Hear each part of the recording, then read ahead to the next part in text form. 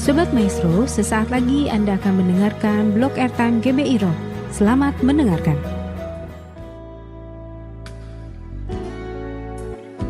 Salam warga kerajaan Allah dimanapun saudara berada pada saat ini. Kita masuk kepada firman Tuhan yang akan membangun setiap kita. Dan kali ini kita masuk di dalam tema hidup positif karena beriman. Jadi hidup positif itu adalah sesuatu yang harus kita dapatkan karena kita tahu bertumbuh, semakin dewasa menjadi bapa dan menghasilkan generasi-generasi selanjutnya. Hidup yang negatif adalah hidup yang selalu curiga, hidup yang selalu komplain, hidup yang mengatakan aku nggak bisa. Bagaimana kita bisa berjalan kalau semua keterbatasan ini tidak ada jalan keluar? Tetapi marilah kita hidup positif. Karena hidup positif adalah hidup yang selalu berharap kepada Tuhan. Hidup positif adalah hidup karena kita tahu siapa kita di dalam Tuhan. Karena Tuhan sungguh mengasihi saudara dan saya. Dan kita tahu bahwa kita harus berpikir hal-hal yang baik, yang positif, yang mulia, yang adil. Yang berkenan kepada Tuhan. Dan hidup positif adalah hidup yang penuh dengan passion, penuh dengan tekad, penuh dengan antusiasme, penuh dengan semangat. Karena kita tahu ada roh Allah yang menyertai kita. Dan ada kata-kata yang selalu dikatakan oleh orang yang hidup dalam positif. Dia akan mengatakan never give up, go extra miles. Tidak lelah tapi rohnya tetap menyala-nyala. Kenapa? Karena dia beriman bahwa Yesus Kristus Tuhan senantiasa menyertainya.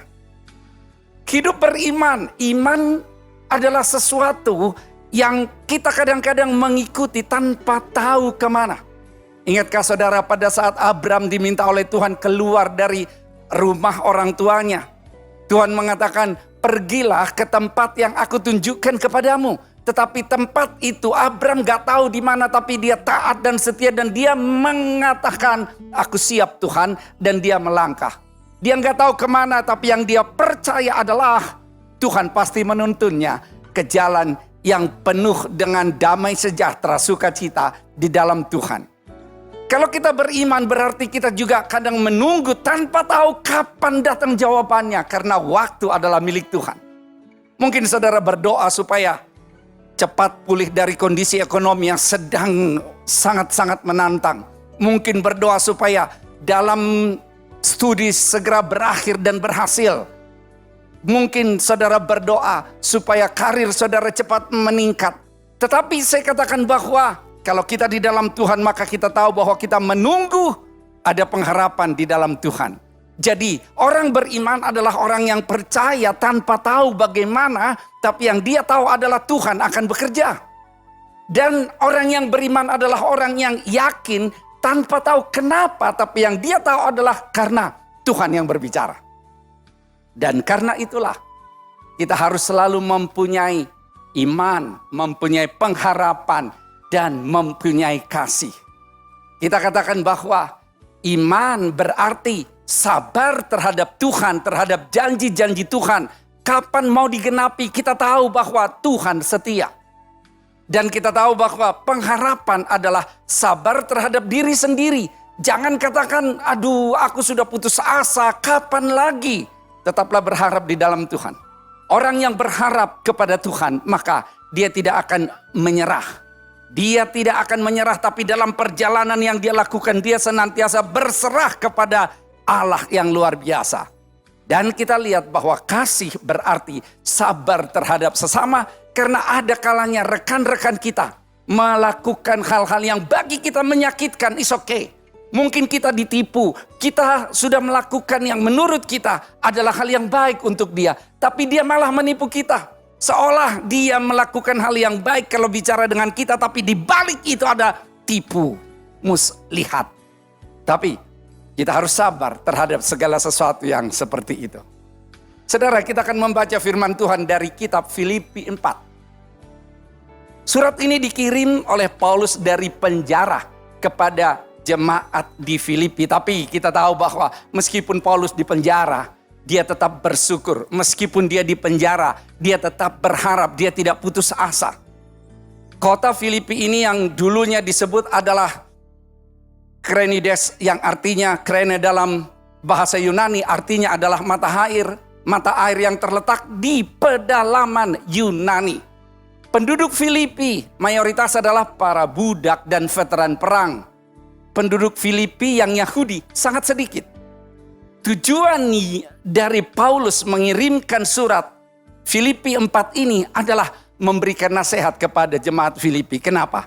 Karena di jemaat itu ada perpecahan. Karena di jemaat itu ada pola pikir dan pengaruh yang negatif di antara jemaat yang ada di Filipi. Maka dia berikan surat ini untuk menasihati mereka.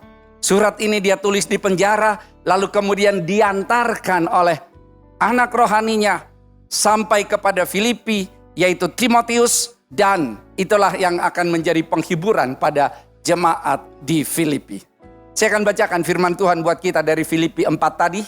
Saya baca 3 ayat dari ayat 6, 7, 8, 9. Saya baca 4 ayat dari Filipi 4.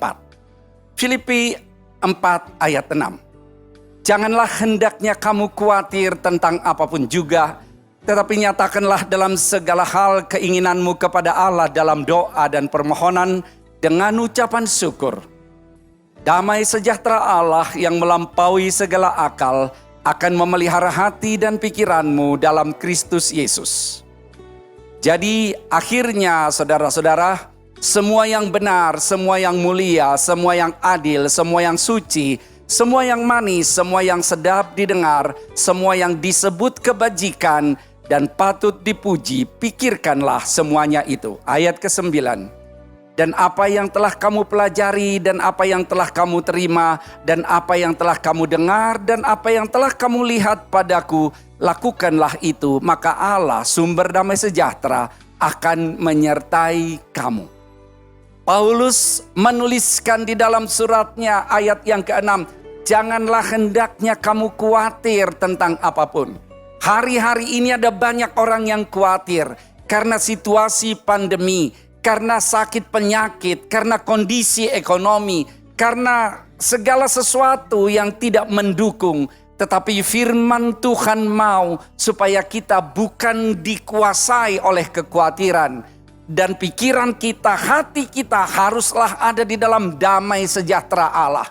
Makanya dikatakan tadi, akhirnya saudara-saudara, pikirkanlah apa yang benar sesuai dengan firman Tuhan, apa yang mulia, apa yang adil, apa yang manis, apa yang sedap didengar. Jangan yang kita pikirkan adalah gosip, jangan yang kita pikirkan adalah fitnah, tetapi adalah yang baik dan yang manis. Itu semua yang kita pikirkan, dan apa yang telah kita pelajari hendaklah kita lakukan. Bukan hanya sekedar kita tahu, tetapi harus kita lakukan sehingga firman itu betul-betul hidup di dalam saudara dan saya. Jadi dari pemahaman ini bahwa hidup positif karena beriman, saya akan lihat bahwa poin yang pertama adalah memiliki hidup yang senantiasa memandang ke depan dengan iman. Ibrani 11 ayat yang pertama mengatakan demikian. Iman adalah dasar dari segala sesuatu yang kita harapkan dan bukti dari segala sesuatu yang tidak kita lihat. Jadi kalau kita hidup positif itu sebetulnya karena kita punya iman. Kalau kita punya iman berarti kita memandang ke depan dengan iman. Kalau kita lihat gelapnya situasi, kalau kita lihat tantangan yang luar biasa, kalau kita lihat kondisi yang tidak mendukung, ada kalanya kita menjadi depresi, kita menjadi khawatir, dan hidup kita adalah hidup yang negatif. Tetapi dikala kita hidup dengan iman, maka kita akan bergerak dengan semangat kepada rancangan Tuhan di dalam kehidupan kita. Makanya dikatakan bahwa iman adalah dasar dari sesuatu yang kita harapkan. Apa yang saudara harapkan pada tahun ini? Mungkin saudara berharap agar saudara semakin intim dengan Tuhan. Maka harapan itu saya katakan harus dilakukan melalui tindakan. Kalau saya katakan saya berharap dekat kepada Tuhan tapi saya tidak bertindak, saya tidak berdoa, saya tidak baca firman, saya tidak melayani, maka itu adalah suatu harapan yang tidak akan jadi kenyataan. Tetapi apa yang saya harapkan adalah sesuatu yang saya lakukan untuk saya kerjakan sehingga saya semakin dekat dengan apa yang saya harapkan tersebut. Makanya iman adalah dasar dari segala sesuatu yang kita harapkan. Dan di dalam Tuhan pasti ada pengharapan. Mungkin saudara berharap agar keluarga saudara semakin indah. Maka kita berharap itu dengan iman karena Yesus campur tangan di dalam kehidupan kita. Dan iman itu adalah bukti dari segala sesuatu yang belum kita lihat. Mungkin saudara katakan, aku berharap supaya keluarga makin harmonis. Tetapi faktanya sekarang ini masih berantem suami istri, masih ribut orang tua dengan anak, masih ribut antara sesama anggota keluarga. Tetapi kalau kita beriman bahwa akan ada unity, damai sejahtera di dalam keluarga ini, maka iman kita itu adalah bukti dari yang belum kita lihat tersebut. Makanya kalau kita tahu di sini, apa yang kita harapkan itu tinggal kita implementasikan ke dalam tindakan karena kita memang beriman sesuatu yang luar biasa akan terjadi. Barangkali juga berharap untuk pemulihan ekonomi karena juga kita butuh biaya untuk keluarga, biaya untuk sekolah dan yang lain-lain. Dan kalau kita tahu bahwa kita berharap berarti hal tersebut akan terjadi. Untuk itulah kita harus melakukan sesuatu supaya kita jangan menjadi orang yang tidak melakukan sesuatu. Berharap akan sesuatu yang luar biasa, lalu bertindak. Sama halnya kalau saya misalnya dalam hubungan dengan anak-anak lagi ada yang clash, lagi ada yang tidak nyambung. Saya sadar bahwa apa yang saya lakukan kadang-kadang bisa keliru. Karena memperlakukan anak yang pertama, kedua, ketiga, dan empat ada kalanya saya perlakukan sama. Padahal tidak cocok untuk yang sana, cocok untuk yang sini. Maka yang saya lakukan adalah saya berdoa kepada Tuhan untuk memberikan hikmat. Dan saya tetap berupaya sehingga kami semakin merasakan ada unity, ada kasih yang senantiasa mempersatukan setiap kami. Itu yang harusnya kita lakukan. Ada hal-hal yang kadang-kadang tidak kita bayangkan jalan keluar yang muncul. Ada hal-hal yang kadang-kadang mengagetkan kita jalan keluar yang muncul. Tetapi dikala kita berserah kepada Tuhan, itu akan datang. Saya melihat bahwa di dalam kehidupan juga saya mengalami hal-hal yang kadang-kadang saya bingung lah kok bisa seperti ini ya. Jadi mari kita mengerti bahwa hal-hal inilah yang harus kita sikapi di dalam kehidupan kita. Kemudian yang kedua, memiliki hidup yang selalu mengimani kuasa Yesus. Kolose 1 ayat 23 dan 27. Sebab itu kamu harus bertekun dalam iman, tetap teguh dan tidak bergoncang dan jangan mau digeser dari pengharapan Injil yang telah kamu dengar dan yang telah dikabarkan di seluruh alam di bawah langit, dan yang aku ini Paulus telah menjadi pelayannya. Ayat 27. Kepada mereka Allah mau memberitahukan betapa kaya dan mulianya rahasia itu di antara bangsa-bangsa lain, yaitu Kristus ada di tengah-tengah kamu, Kristus yang adalah pengharapan akan kemuliaan. Bertekun di dalam iman, itu yang dikatakan di dalam firman ini. Karena kalau kita bertekun di dalam iman, kita tahu bahwa kuasa Yesus nyata. Itu lebih berkuasa daripada apapun yang ada di dunia ini. Ada orang yang mau menghambat saudara, tapi Yesus lebih berkuasa. Apa persoalan saudara pada hari-hari ini? Mungkin kita mengeluh, mungkin kita putus asa, mungkin kita merasa tidak ada jalan keluar. Saya katakan sebut nama Yesus. Karena nama itu adalah nama yang punya kuasa. Kuasa yang luar biasa. Jadi dalam segala tantangan itu tentu kita harus bergerak. Tetapi tetaplah bergerak di dalam Yesus. Apa yang sedang saudara jalan? Kami tentu saja seperti yang sudah beberapa kali saya sampaikan. Ada tantangan di dalam pekerjaan yang kami lakukan, di dalam pendidikan, di dalam pembuatan buku-buku pelajaran yang kami terbitkan. Di situ, apapun yang mau kami lakukan, tentu saja saya harus minta tuntunan Tuhan. Dan orang yang biasa pastilah orang yang selalu mengeluh akan situasi karena dia pikir nggak ada solusi.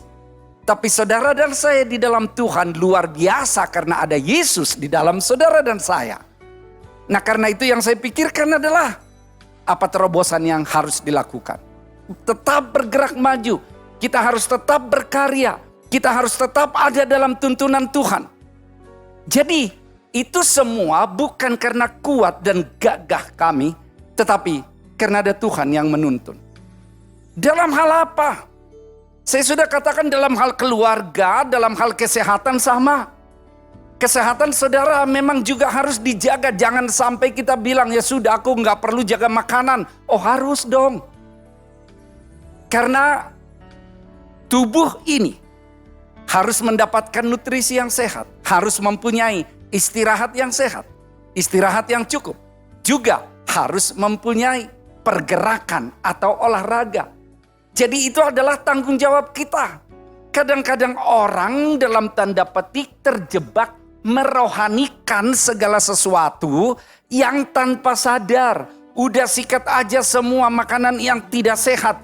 Kan sudah kita doakan supaya makanan itu membuat kita sehat. Iya, kita doakan, tapi kalau yang kita makan adalah makanan yang tidak sehat, di mana konsistensi kita?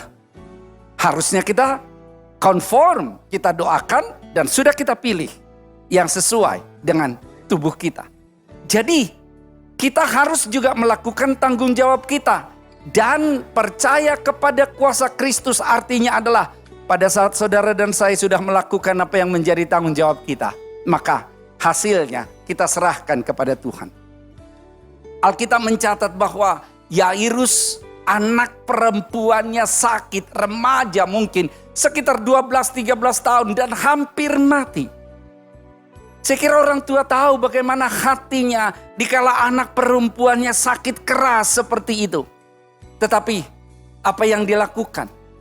Yang dia lakukan adalah percaya pada kuasa Yesus. Dan dia cari Yesus. Dan dia tahu bahwa dikala dia percaya kepada Yesus dan dia cari Yesus, maka Yesus akan memberikan jawaban dan terbukti. Anak perempuannya sembuh oleh kasih dan anugerah Yesus. Dan karena itu sadarilah dalam Yesus ada kelepasan, dalam Yesus ada kekuatan, dalam Yesus ada jalan keluar, dan dalam Yesus ada mujizat senantiasa. Ada mujizat senantiasa. Hal-hal yang mungkin belum kita pikirkan, belum kita bayangkan akan muncul datang dari Tuhan. Yang perlu direnungkan adalah, sudahkah kita memberikan hati kita sepenuhnya dan beriman kepada Tuhan? Kemudian, yang ketiga, memiliki hidup yang selalu melaksanakan apa saja kata firman. Matius 7 ayat 24. Setiap orang yang mendengar perkataanku ini dan melakukannya, ia sama dengan orang yang bijaksana, yang mendirikan rumahnya di atas batu. Jadi, orang yang mendengar firman saja tapi tidak melakukan, itu bukan orang bijaksana. Berarti adalah orang yang sudah tahu apa yang bagus, enggak dilakukan. Tapi orang yang bijaksana adalah orang yang selalu melakukan apa kata firman dengan taat. Kadang-kadang orang kejebak, dia kirain dengan hanya menghafalkan firman, maka dia sudah mendapatkan apa yang ada di dalam firman tersebut. Kita menghafalkan firman itu bagus, tetapi jangan berhenti hanya menghafalkan, praktekkan. Iblis tidak takut kalau saudara dan saya menghafal 1000 ayat firman, tapi tidak dilakukan dan tidak dihidupi. Tapi mungkin saudara dan saya hanya menghafal beberapa ayat, tapi dilakukan beribu-ribu kali, baru iblis gemetar. Karena firman punya kuasa. Jadi miliki ketaatan. Apa kata firman, lakukan saja.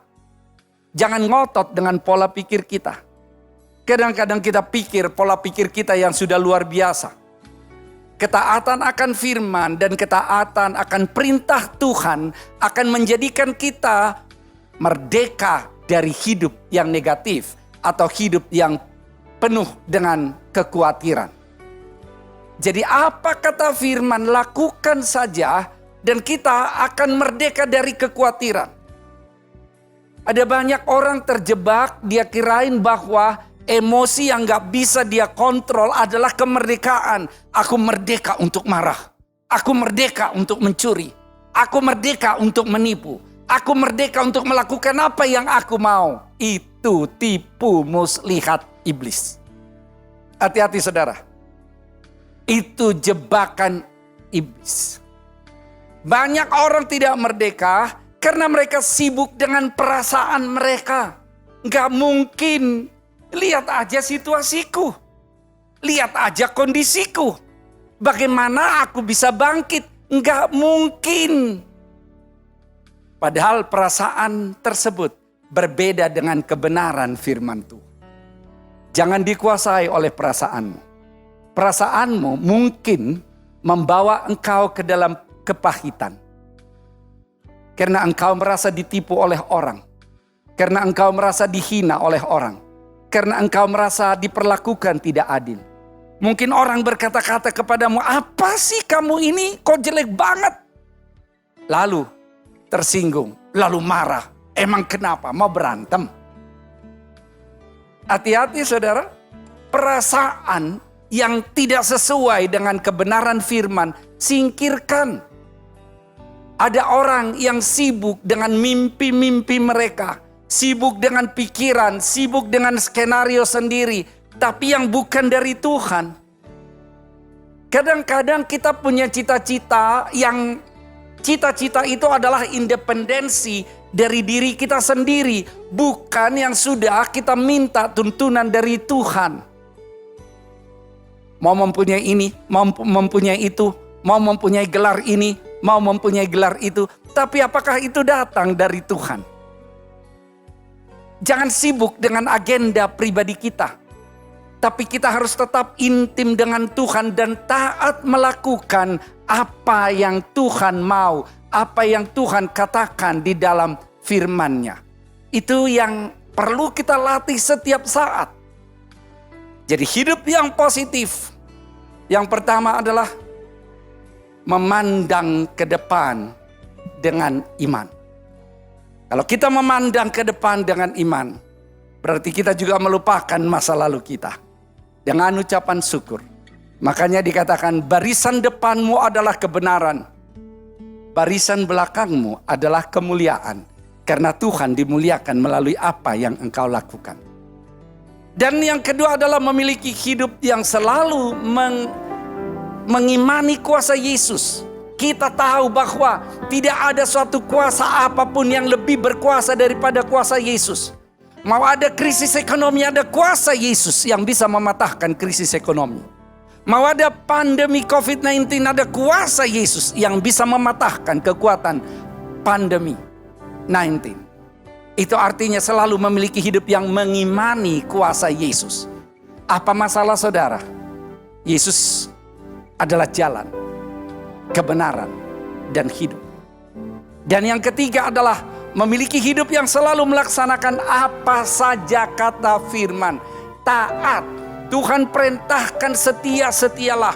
Tuhan perintahkan jujur, jujurlah. Tuhan perintahkan jangan malas, ya rajinlah. Apa kata firman, lakukan. Bukan apa kata dunia. Karena kita tahu, firman Tuhan adalah ya dan amin.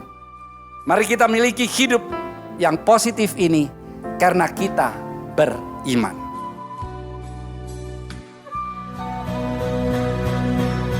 Terima kasih Anda telah mendengarkan Blog Airtime GBI Rock. Tuhan memberkati.